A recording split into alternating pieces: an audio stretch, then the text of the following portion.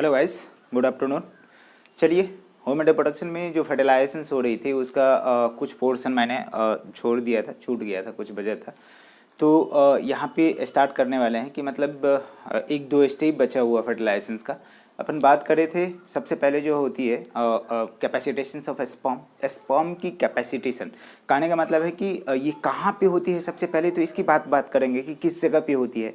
तो शायद आपको बताया कि फीमेल रिप्रोडक्टिव सिस्टम में स्पर्म की कैपेसिटेशन होती है, ठीक है। उसके बाद जो अपन बात करें कि कैपेसिटेशंस के बाद वाली जो स्टेप होती है आपका जो है कैपेसिटेशन में ही इंक्लूड होती है कौन, एएफएफ रिएक्शंस। मतलब कि एंटी फर्टिलाइजिंग जो रिएक्शंस होता है उसकी बात करें। मतलब इसके बाद जैसे ही बात करेंगे तो एक्रोजोमल रिएक्शंस की बात करेंगे, जिसमें क्या होगा कि एक्रोजोम फटेंगे। मतलब स्पर्म की जो हेड होती है उसे क्या बोलते हैं, एक्रोजोम बोलते हैं। एक्रोजोम बस्ट होगा, उससे क्या होगा, एक्रोजोमल एंजाइम रिलीज होगा। जो तीनों एंजाइम के बारे में बात किए थे आपको कि मतलब वहाँ पे हाइलुरोनिडेज एंजाइम होगा, दूसरा जो है कोरोना लाइसिंग एंजाइम होगा, जोना लाइसिंग एंजाइम होगा, कोरोना पेनिट्रेटिंग एंजाइम होगा। मतलब कि ये तीन एंजाइम जो क्या करती है कि ये क्या करता है कि जो कोरोना रेडियाटा है उसमें जो ग्राउंड सब्सटेंस है, दैट मीन्स कि हेलुरोनिक एसिड एक पॉलीसेक्राइड है, उस ग्राउंड सब्सटेंस को डिजॉल्व करने की काम करता है। और कोरोना रेडियाटा को भी क्या करती है, डिजॉल्व करने की काम करता है। इसके बाद जो है जोना पेलोसिडा को भी डिसॉल्व करेंगे। इसके बाद जो है एंट्री होगी स्पर्म की। तो एंट्री होने के बाद जो है वहाँ पे क्या होता है कि जैसे ही स्पर्म जो है टच करती है उलेमा को, दैट मीन्स कि ओवम के मेम्ब्रेन को क्या बोले, उलेमा। ओवम के साइटोप्लाज्म को ऊप्लाज्म कहते हैं। तो वहाँ पे जैसे ही ओवम की मतलब कि सेकेंडरी oocyte की जो मेम्ब्रेन है, उलेमा है, उससे जैसे ही टच करती है तो क्या करता है कि उलेमा जो है एक कोन बनाता है, रिसेप्शन कोन बनाती है, जिसे फर्टिलाइजेशन कोन भी कहा था। इसके बाद एक्रोजोमल रिएक्शंस के बाद अपन बात करे थे कॉर्टिकल रिएक्शंस। और कॉर्टिकल रिएक्शंस में तकरीबन सारी बातें कह चुके थी, बट आपकी कुछ डिसकनेक्शन हो गई। मतलब कि ये जो है कुछ इलेक्ट्रॉनिक चीज़ें हैं, गड़बड़ हो गई, जिसकी वजह से आपको जो है मैंने पूरा नहीं कर सका। ऐसे ही आपका कल के लेक्चर ऐसे ही रखा हुआ है, ठीक है ना। तो अब करते हैं क्या कि यहाँ पे कोरोना जो रिएक्शन है, मतलब कि फोर्थ जो बात करते हैं कोरोना रिएक्शन की बात करते हैं। तो कोरोना रिएक्शन के कंडीशन में क्या होता है कि यहाँ पे सबसे पहले बात करते हैं कि स्पर्म जैसे टच करता है उलेमा को, तो उसी तरह से क्या होता है, there will be the calcium influx होती है। मतलब कि उलेमा मतलब ऊप्लाज्म में ओवम के अंदर जो है आपका मतलब यहाँ पे जो ओवम के अंदर क्या होता है कि जैसे ही मतलब कैल्शियम की एंट्री होती है तो it leads to the fusion of the cortical granules with the oolemma. मतलब कि कॉर्टिकल ग्रेन्यूल्स कैल्शियम से कंबाइन करके क्या करती है कि जैसे ही उलेमा में कंबाइन करती है तो उलेमा को एक बल्जिंग पोर्शन करता है, जो क्या करता है उलेमा में एक उभार लाता है। और क्या करता है कि वहाँ पे वो फटते हैं। मतलब कि इस जगह पे जैसे ही बात करते हैं तो it leads to the helps in the fusions of the cortical granules with the oolemma. और इसके बाद जो होती है कि ठीक है ना, there will be exocytosis of the cortical granules substance and releases enzyme and some mucopolysaccharide. और म्यूकोपॉलीसेक्राइड का नेचर क्या था, एब्जॉर्प्शन था वाटर का टू स्वेल क्या भाई, उलेमा और plasma membrane of the secondary oocyte। Then इसके बाद जो है zona pellucida becomes hard and thick and it results into the blockage of the polyspermia. Polyspermia को क्या करता है, ब्लॉक करने का काम करता है। तो इतनी बात तो हुई यहाँ से कॉर्टिकल रिएक्शंस के कंडीशन में। अब थोड़ा सा इसकी पिक्टोरियल जो पिक्चर की बात करते हैं कि इस जगह पे आप बात करो तो आपका क्या है जी, उलेमा है। क्या है, उलेमा है। और उलेमा के कंडीशन में जैसे ही बात करेंगे तो यहाँ पे कॉर्टिकल ग्रेन्यूल्स है। ये जो दिखता है, ये दिखता है क्या है, कॉर्टिकल ग्रेन्यूल्स दिखता है, कॉर्टिकल ग्रेन्यूल्स। और यहाँ पे क्या होता है कि आपको बताया था कि उस जगह पे आपकी मेम्ब्रेन की जो है मतलब कि डिपोलराइजेशन हो जाती है। जो जो ऊपर में पॉजिटिव चार्ज था वह क्या हो गया, अब निगेटिव चार्ज में कन्वर्ट हो गया। क्या हो गया, निगेटिव चार्ज में कन्वर्ट हो गया। तो यहाँ पे निगेटिव चार्ज मतलब कि सर्टेन इंटरवल, बहुत ही छोटे इंटरवल के लिए क्या होता है कि ये सडनली चेंज होते हैं। मतलब कि आपको कहा था कि राजकुमारी जो है एक लड़के को सेलेक्ट करने के बाद जो है उसको कॉपरेट करती है कि भैया आप जल्दी से अंदर आ जाओ। अंदर आने के लिए वो क्या करते हैं कि पहरेदार को चेंज कर देती है।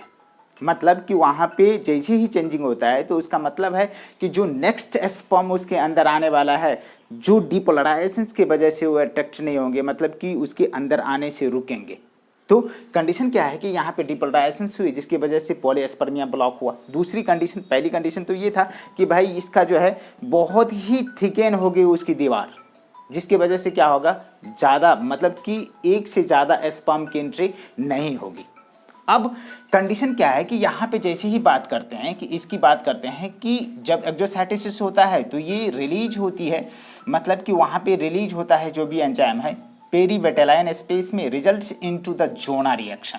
अब जोना रिएक्शंस होगा। अब यहाँ पे बात करते हैं कि जोना जो है क्या करता है, जोना रिएक्शंस की वजह से there will damage of the zona reception, मतलब कि जिसको ZP3 रिसेप्टर बोलते हैं, वो क्या होता है कि डैमेज हो जाता है, hardening and thickening of the zona pellucida, और क्या हो गया, थिकन हो गया। अब जो है कोई भी नेक्स्ट स्पर्म की एंट्री नहीं होगा। एक तो पॉलीएस्पर्मिया को ये प्रिवेंट किया, दूसरा जो है पॉलीएस्पर्मिया को ये प्रिवेंट करते हैं, पॉलीएस्पर्मिया नहीं होगा। अब कह रहा है कि entry of sperm into the ooplasm, whole sperm into enters into the ooplasm later, but tail and middle piece of degenerated.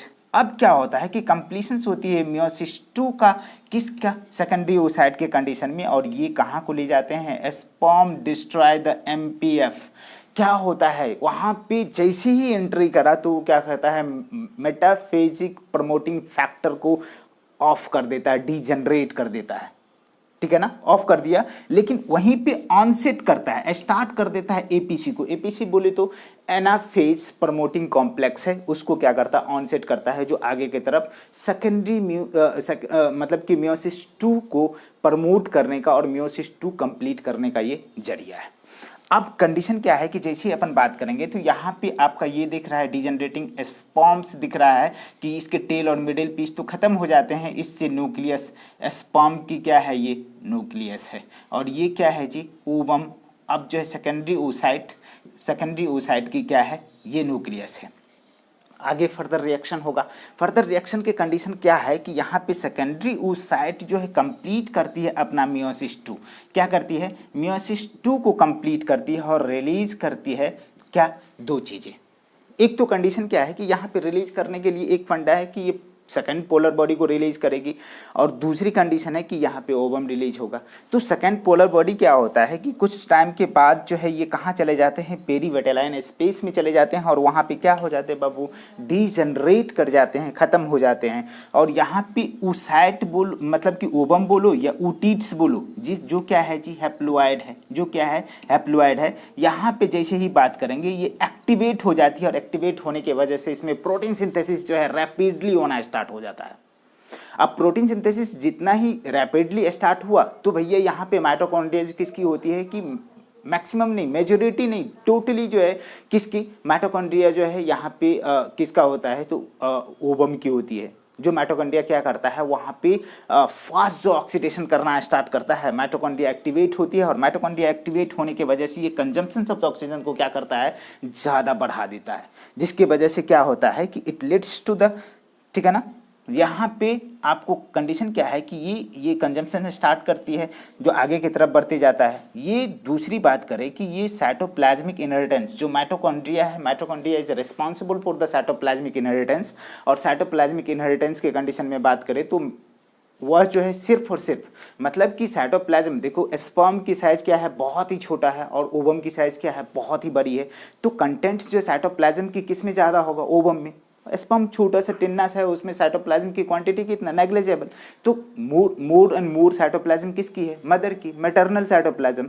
तो जो मैटरनल इनहेरिटेंस की बात करते हैं वो साइटोप्लाज्मिक इनहेरिटेंस की बात करते हैं, माइटोकॉन्ड्रियल इनहेरिटेंस की बात करते हैं तो माइटोकॉन्ड्रिया किसकी, मदर की, ठीक है ना। तो यहाँ पे माइटोकॉन्ड्रियल इनहेरिटेंस से रिस्पॉन्सिबल होते हैं। बट क्लीवेज के लिए, जो फर्स्ट क्लीवेज के लिए क्या होता है कि यहाँ पे उनके पास सेंट्रियोल नहीं होता है, ओवम के पास सेंट्रियोल नहीं होता। वो सेंट्रियोल किसका होता है, तो proximal centriole of the sperm इंटर्स into the ovum and it start the cleavage. First cleavage start करने का काम कौन करता है, तो यहाँ पे जो है आपका प्रॉक्सिमल सेंट्रियोल जो स्पर्म में है, स्पर्म के नेक पे है, वो स्टार्ट करा। अब कंडीशन क्या है कि जैसे अपन बात करते हैं तो 7th स्टेप आता है। यहाँ पे आपको बताया कि कॉर्टिकल रिएक्शन में मतलब कि स्पर्म टच करता है, ये सारे के सारे बातें आपका पूरा कंप्लीटली हो चुका है। यहाँ पे कॉर्टिकल एंड जोना रिएक्शंस, ठीक है ना, leads to the formation of the मतलब फर्टिलाइजिंग मेम्ब्रेन, जो क्या बोले थे हमने कि 900 एंगस्ट्रॉम जो है इसका थिक हो जाता है, ये बाउंड्री मजबूत हो गया। तो ये आप दिख रहा है कोन ऑफ रिसेप्शन बना, ये फास्ट ब्लॉकेज होगा, जैसे ही एंट्री हो गया तो ये क्या होगा, ब्लॉक हो जाएगा। तो नेक्स्ट स्पर्म की एंट्री क्या होगा, नहीं होगा। तो अब यहाँ पे इस दोनों की फ्यूजन होगी। दैट मीन्स कि यहाँ पे अपन बात करते हैं कि fertilization is also known as syngamy. Fertilization का दूसरा नाम क्या है, सिंगेमी। तो syngamy leads to two process, एक तो प्लाज्म मतलब कि प्लाज्मोगेमी होती है और दूसरा क्या होता है, कैरियोगेमी होता है। तो चलो अपन स्टार्ट करते हैं यहाँ पे सिंगेमी के लिए। मतलब कि यहाँ पे आपका मतलब कि 4th स्टेप था, 5th स्टेप जोना रिएक्शन हुआ और यहाँ पे 6th स्टेप के कंडीशन में 5th स्टेप ये हो गया, 4th स्टेप ये हो गया, 5th स्टेप जोना रिएक्शन और 6th स्टेप से स्पर्म की एंट्री और 7th स्टेप में अपन बात करते हैं सिंगेमी की। तो यहाँ पे आपका सिंगेमी कहने का मतलब है कि फ्यूजन ऑफ साइटोप्लाज्म, मतलब कि प्लाज्मोगेमी, और दूसरा क्या है, कैरियोगेमी, न्यूक्लियस की फ्यूजन। अब कैरियोगेमी के कंडीशन में बात होता है कि जैसे अपन बात करते हैं तो एक स्टेप उसमें और इंक्लूड होता है जिसकी नाम क्या है, एम्फीमिक्सिस। दैट मीन्स कि maternal paternal chromosome mix to one another by the dissolving of the, क्या भैया, by the dissolving of the chromosomal membrane. Chromosome के मेम्ब्रेन को डिजॉल्व करते हैं, जिसके वजह से क्या होता है, वहाँ पे दो सेट ऑफ क्रोमोजोम की इंटरमिक्सिंग होती है। तो यहाँ पे अपन बात करते हैं सिंगेमी। और सिंगेमी के कंडीशन में 2 स्टेप है। एक तो कंडीशन है आपको प्लाज्मोगेमी और दूसरा क्या है, कैरियोगेमी। कैरियोगेमी, कैरियोगेमी कहने का मतलब है कि fusion of male and female gametic nucleus, इसको क्या बोलते हैं, कैरियन मीन्स क्या होता है, न्यूक्लियस। यहाँ पे प्लाज्मा मतलब कि cytoplasm, fusion of cytoplasm of, ठीक है ना, male and female, that means कि स्पर्म एंड ओवम की साइटोप्लाज्म, ये हो गई। अब कंडीशन क्या है कि यहाँ से इट लीड्स टू एम्फीमिक्सिस। और एम्फीमिक्सिस के कंडीशन में बोलते हैं क्या क्या होता है कि first of all chromosomal membrane degrade and mixing of paternal and maternal chromosome. That means कि 2 सेट ऑफ क्रोमोजोम की इंटरमिक्सिंग होती है, जिसे क्या बोलते हैं, एम्फीमिक्सिस। दैट मीन्स कि इसको पिक्टोरियल मेथड से अपन रिप्रेजेंट करें तो ये देख लो बाबू, ये क्या है आपका उलेमा है, ये जोना पेलोसिडा है जो मोटा सा है, ठीक है। यहाँ पे जो है न्यूक्लियस किसका है, स्पर्म की न्यूक्लियस है और दूसरा क्या है, ओवम की न्यूक्लियस है। और ये दोनों मिले, ये क्या है, एन है, ये क्या है, एन है, और ये क्या करता है, 2n, मतलब कि जायगोट का फॉर्मेशन कर देता है। अब कंडीशन क्या है कि यहाँ पे जैसे ही अपन बात करेंगे कि जायगोट के फॉर्मेशन हो गया, कंप्लीटली सिंगेमी हो गई, कंप्लीट हो गए, फर्टिलाइजेशन और सिंगेमी कंप्लीट हो गया। अब कंडीशन क्या है कि इसके सिग्निफिकेंस के बारे में जैसे ही बात करेंगे तो थोड़ा सा सिग्निफिकेंस इसका देखिए। सिग्निफिकेंस के कंडीशन में अपन जैसे ही बात करें तो 2 चीज़ें, मतलब कि it helps in maintaining the chromosome from generation to generation, मतलब कि it restore the chromosome. From generation to generation, एक जनरेशन से दूसरे जनरेशन में क्या करते हैं, क्रोमोजोम को रिस्टोर करने का काम करता है। वो कैसा? तो पहला चीज़ें हैं कि मेल और फीमेल दोनों गैमीट क्या करते हैं कि मेल गैमीट हैप्लॉइड है और फीमेल गैमीट भी हैप्लॉइड है, दोनों को दोनों मिले तो कैसा मिल गया, डिप्लॉइड मिल गया। तो क्या कहेंगे कि फर्टिलाइजेशन, यहाँ पे meiosis is analogous to fertilization. वो कैसे? तो मियोसिस क्या करता है, chromosome reduce to half. Meiosis में क्या होती है कि chromosome number reduce to half, आधा हो जाता है। और ये क्या करता है, इट रिस्टोर द क्रोमोजोम, कैसा जी, डिप्लॉइड। ये कैसा कर देता है, डिप्लॉइड। ये क्रोमोजोम को क्या करता है, हैप्लॉइड। तो दोनों एनालोगस है। तो क्या कहेंगे, पहला मतलब कि अपन बात कर रहे हैं किसका, सिग्निफिकेंस ऑफ फर्टिलाइजेशन। ठीक है, पहला कंडीशन यहां से करिए, it restore the chromosome from generation to generation, generation to generation. हर एक जनरेशन में ये क्या करती है कि क्रोमोजोम नंबर को रीस्टोर करती है। ठीक है, दिखता है कि नहीं?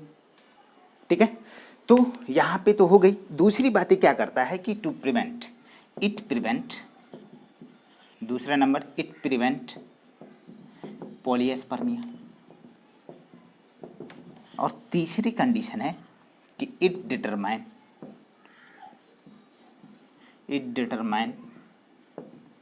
The sex of the baby. वो कैसे, बेबी की सेक्स, मतलब कि ये कौन डिटरमाइन करता है, it determine by the father not by the mother. मतलब कि पुरानी कहावत है कि गांव घर में यदि लोग क्या करें कि कोई ठीक है, तो कंडीशन क्या है कि उसमें यदि बच्चा पैदा होता है और बच्चा क्या होता है, लकली जो है फीमेल बेबी पैदा होती है, तो उस कंडीशन में गांव घर की जो बूढ़ी औरतें हैं अपनी बहू को कोसती है कि भाई आपने क्या करा कि फीमेल बेबी को पैदा किया। लेकिन ऐसा नहीं है, जो रीति रिवाज पहले से चलती आ रही, बिल्कुल वो जो है ट्रेडिशनल ट्रेंडिंग था और लोगों की समझ नहीं थी। बट कंडीशन क्या है कि sex of the baby is determined by the father not by the mother. वो कैसा, मैं दिखाता हूँ। और फर्टिलाइजेशन की साइट क्या होता है, फर्टिलाइजेशन की साइट मैंने पहले भी बताया है कि वहाँ पे ampullary isthmic junction is the primary site of the fertilisations. ठीक है, लेकिन आपको ये ऑप्शन नहीं आती है तो दूसरा ऑप्शन यदि एम्पुला भी है तो आप सिलेक्ट कर सकते हो एम्पुला को। तो चलिए यहाँ पे सेक्स डिटर्मिनेशन थोड़ा सा देख लेते हैं, क्या है सेक्स डिटर्मिनेशन। तो ये बातें समझ में आई, एनसीईआरटी में दिया हुआ है और आपको इस चीज़ों को मेंटेन करना पड़ेगा और सबको बताना पड़ेगा कहीं ना कहीं। ये बातें जो है अब समाज में जो सोशल इश्यूज हो चुकी है उसको आपको ही कंप्लीशंस करनी, आपको ही देखनी है। मतलब कि आप जहन में डालोगे बूढ़े पुराने लोगों को तो जल्दी से समझ में आएगी उनको कि नहीं ये मेरे बेटे पोते की जो है कमियाँ हैं, ना कि बहू की। ठीक है, चलो यहाँ पे आ जाओ। सेक्स डिटर्मिनेशन मैं वो चीज़ें आपको तुरंत बताने जा रहा हूँ कि किस तरीके से होता है सेक्स डिटर्मिनेशंस और फादर ही कैसे रिस्पॉन्सिबल होते हैं सेक्स डिटर्मिनेशंस के लिए। चलो यहाँ पे अपन बात करते हैं कि एक तो हमने मेल लिया, ठीक है। यहाँ पे दूसरा कंडीशन है कि हमने क्या किया कि यहाँ फीमेल लिया, ऐसे लिखा जाता है शॉर्ट में।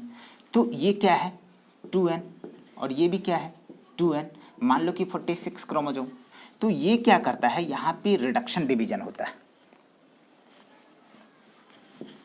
यहाँ पे आपका क्या होगा, रिडक्शन, आरडी लिखेंगे रिडक्शन डिवीजन या उसको बोलिए मायोसिस होगा।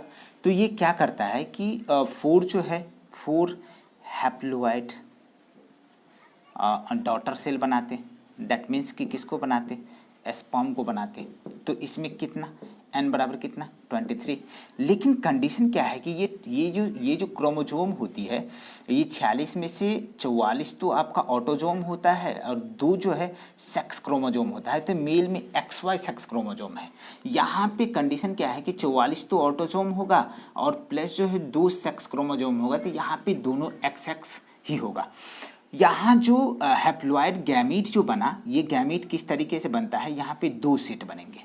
एक तो मतलब कि क्या कंडीशन है कि आधी तो क्रोमोजोम ऑटोजोम करो और एक जो है आपका एक्स लो, और दूसरा कंडीशन है कि फिर जो है ये, और दूसरी कंडीशन में क्या है वाई लिया।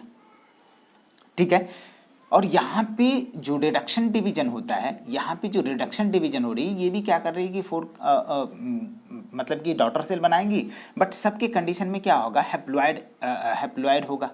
मतलब कि हैप्लॉइड जो है डॉटर सेल बनेगी और ये हैप्लॉइड के कंडीशन में क्या बनेगा बाबू, ओवम बनेगा। और ओवम के कंडीशन में n इक्वल टू कितना 23। वो कैसे होगा, किस तरीके से, तो यहाँ पे वही सारा के सारा चीज़ 22 ऑटोजोम प्लस जो एक्स क्रोमोजोम, ठीक है ना। यहाँ पे भी 22 ऑटोजोम और एक्स जो है सेक्स क्रोमोजोम।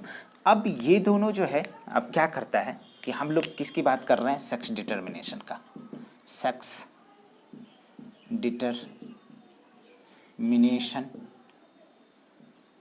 Of baby. ठीक है। यहाँ यदि ये स्पर्म इस ओवम को फर्टिलाइज करती है तो ये क्या बनेगा, मतलब कि 22 कितना हो गया 44, और एक जो है एक x और एक क्या हो गया y, सॉरी एक x भी यहाँ से x भी यहाँ से, तो x। तो इस सिचुएशन में क्या हो गया, गर्ल बेबी पैदा हुआ। क्या हुआ, गर्ल बेबी पैदा हुआ। ठीक है। यदि ये स्पर्म इस ओवम से फर्टिलाइज करती है तो यहाँ पे भी कितना 44 ऑटोजोम प्लस जो है एक्स जो है मदर से और वाई जो है फादर से, ये जो बेबी बना ये वाई बेबी बना। क्या बना, वाई बेबी। तो वाई क्रोमोजोम जहाँ भी है यही तो डिटरमाइन करेगा। यहाँ तो सिर्फ XX है, यहाँ तो सिर्फ XX है, ये तो डिटर्मिनेशन के लिए रिस्पॉन्सिबल नहीं है, बिल्कुल कतई नहीं। तो आप समाज में अवेयरनेस लाओ कि इसके लिए sex of the baby is determined by the father not by the mother. मैं ये लाइन लिखने वाला हूँ, ये NCERT की लाइन है जो प्रूफ हो चुकी है। ठीक है। तो यहाँ पे ये हो गया। तो 50% जो है चांस है, 50% चांस किसका है बाबू, फीमेल बेबी का, और 50% चांस है किसका होने का, किसका, मेल बेबी का। तो क्या लिखोगे आप, बहुत ही बेहतर लाइन, और यहाँ पे लिखोगे, मैं क्रॉस करके लिखता हूँ कि sex of the baby, sex of the baby is determined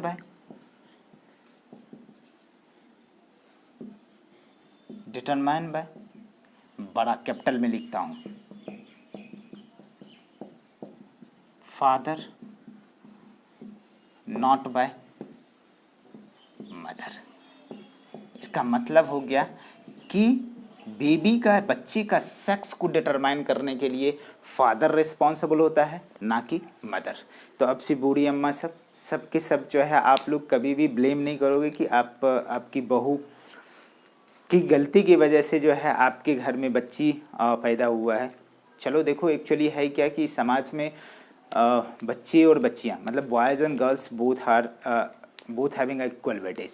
आप कह सकते हो कि आप देखो समाज में, दुनिया में जितने भी जगह पे देखो, तो अभी जो है मैं यही बात हर समय करता हूँ कि कोई भी बच्चे हो, बच्चे होते हैं और वो आपके फ्यूचर को ब्राइट कर सकते हैं, चाहे गर्ल्स हो या बॉयज़ हो। बट प्रोबेबिलिटी अभी देखो तो मतलब कि girls candidate is more superior than the boys. समझ में आ रहा है? तो बिल्कुल आप किसी बच्चे को भेदभाव नहीं करो, सारे बच्चे एक जैसे होते हैं, किसी की प्रायोरिटी कम और ज़्यादा मत करो, सबको एक जैसे कदर करो और सबको एक जैसे एजुकेशन दो। ठीक है ना, सबको एक जैसे एजुकेशन दो, चाहे बच्चे हो या बच्चियां हो, कुछ भी कर सकता है। ठीक है ना, अब्दुल कलाम बन सकता है, ठीक है ना, और कल्पना चावला बन सकती है। तो बिल्कुल आप एक से एक भविष्य जो है उसके अंदर समाये हुए हैं। तो आप कभी भी किसी भी बच्चे से भेदभाव नहीं करो। और आपको बताएं कि यहाँ पे sex of the baby is determined, मतलब कि बच्चे का सेक्स डिटर्मिनेशंस के लिए तय करने के लिए फादर ज़रूरत होता है, ना कि मदर। ठीक है, इस विशेष मैसेज के जरिए मैं आपको आप अवेयर होंगे तो सारे के सारे समाज अवेयर होंगे। आप नेक्स्ट पीढ़ी के माँ बाप हैं। ठीक है, तो यहाँ पे एक पॉइंट तो लिखना था कि साइट ऑफ फर्टिलाइजेशंस की बात करते हैं। साइट ऑफ फर्टिलाइजेशन इज कहाँ पे? Ampullary isthmic junction. ये तो फर्स्ट प्रायोरिटी में है। यदि ये नहीं है तो आप एम्पुला है तो आप एम्पुला को सेकंड प्रायोरिटी दे सकते हो। ठीक है, तो यहाँ अपनी फर्टिलाइजेशंस ख़त्म हुई। इसके बाद जैसे ही अपन बात करेंगे पूरे के पूरे जो है अपन पूरे डिटेल करने वाले हैं, ह्यूमन एम्ब्रियोलॉजी को करेंगे। और यहाँ तक आपकी जो है जो भी चीज़ें दिया हुआ है आपकी बुक में मोस्ट ऑफ द, ठीक है ना, पार्ट जो है आपकी ह्यूमन रिप्रोडक्शन की ख़त्म होती है।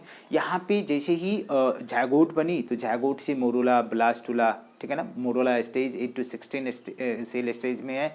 यहाँ से ये जाकर के इम्प्लांट होती है 7 days of the fertilization, 7 to 8 days of fertilization. उसके बाद जो है ब्लास्टोसिस्ट बनते हैं, वहाँ पे 2 सेल लेयर बनती है। उस सेल लेयर में क्या होता है, अब इसका मतलब है कि उसमें अब माइटोसिस हो रहे हैं तो क्या होते हैं, सेल डिविजन्स एंड डिफ्रेंशिएशन होना स्टार्ट होगा तो जर्म लेयर बनेंगे, मतलब कि गेस्टुलेशन होगा। वहाँ पे एक्टोडर्म, एंडोडर्म, मेसोडर्म, ठीक है ना, एक्टो, मेजो, एंडो, 3 जो जर्म लेयर बनेंगे। तीनों जर्म लेयर जो है fats of the features organ, मतलब कि जो भी ऑर्गन बनेगा। तो फर्स्ट मंथ में हार्ट बनते हैं, सेकंड मंथ में लिम्फ डिजिट बनते हैं, थर्ड मंथ में जो है मेजॉरिटी ऑफ द ऑर्गन बन जाती है, फिफ्थ मंथ में स्काल्प मतलब कि हेयर बनते हैं और बच्चे में पहला मोमेंट होता है।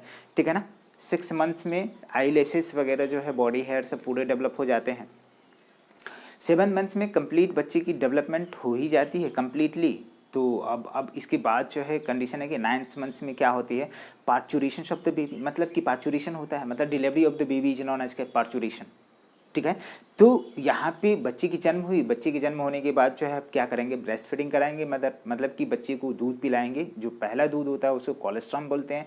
सारे के सारे बातें हो चुकी, तो थोड़ा सा 1-2 लेक्चर इसमें करेंगे अपन, किस तरह से डेवलपमेंट हो गई, फीटल डेवलपमेंट होती है, कौन कौन सा ऑर्गन बनते हैं। तो इसका मतलब है कि एम्ब्रियोलॉजी की आगाज़ हो चुकी है। तो still tune with us Allen biology classes, मैं अतुल कुमार। चलिए इसको नोट डाउन करिए।